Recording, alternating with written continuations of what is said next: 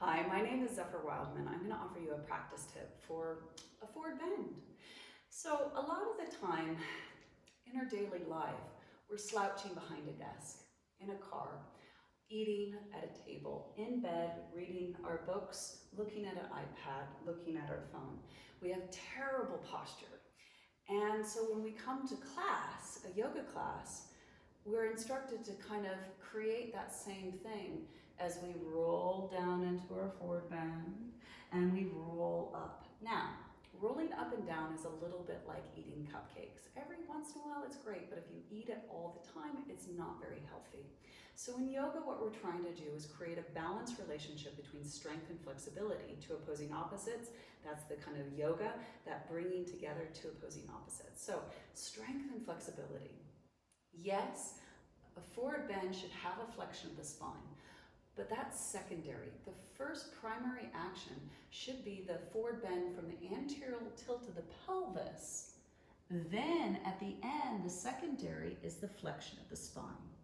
So how to do this to maintain spinal health, the sense of starting to retrain the spine to become strong enough to be able to receive the flexion. Because a lot of the time when we sit like this, our spines are so weak, where the front of the spine is collapsed and is pushing the discs to the back of the body. Hence why a lot of people get nerve damage, bulging, ruptured, herniated discs in the back, either one side or the other as they collapse, but because of long-term force of sitting with a slouched position. So what we want to try to maintain is a healthy, strong spine. So what I would suggest, feet hip distance apart. Shift the weight into the heels and ground the big toe joint and the outer heel, lifting the inner arch, maintaining the lateral arch and the transverse arch, hovering the toes. So we have a strong foundation. And now bend the knees and actively draw your feet and thighs away from each other. Notice as you draw your thighs about 20% of effort. Notice how your pelvis wants to go into a happy dog tail. It anteriorly tilts. Whereas if you squeeze your legs towards the midline, notice how your pelvis tucks under, creating a bad dog tail. Try to do a forward bend with a bad dog tail. Squeeze your legs and try to do a forward bend. You get stuck. So what I'm going to suggest is those four corners of the feet, ground the big toe joint, the outer heel, bend the knees, actively draw your feet and thighs away. Now knit together the abdominals. Zip up the zipper. Feel that the erecti spinal muscles, the stabilizers called the multifidi, are turned on as you knit together. Feels like there's a strong presence. Now, as you keep the knees slightly bent, hinge at the hips, extending through the spine. Try not to shift your hips too far back. Try to maintain the strength, the glute strength, core strength as you come down. You might place your hands to your shins and then exhale, fold. If you have more flexibility, you might bring your hands to the floor. And you can bend the knees a little bit more. Ground the big toe joint, the outer heel, draw your feet and thighs away.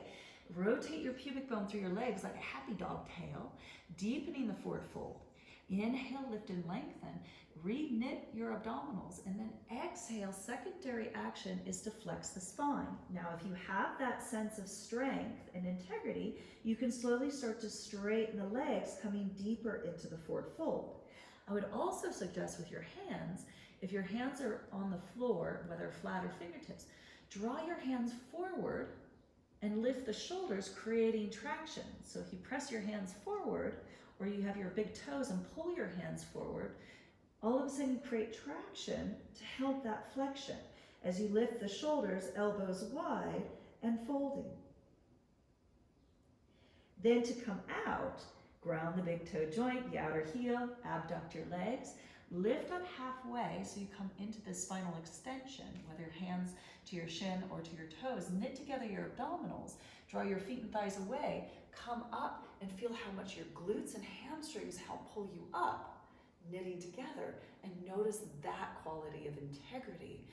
We're trying to create safe and effective practices for long-term relationships with our asana. So make sure that you find a way of bridging that sense of strength and integrity to that sense of spaciousness and freedom within that flexibility.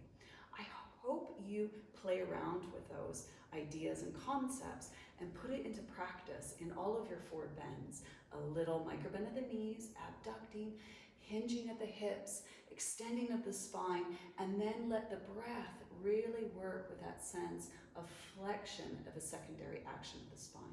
I hope that has served you, and I hope to see you soon for another practice tip.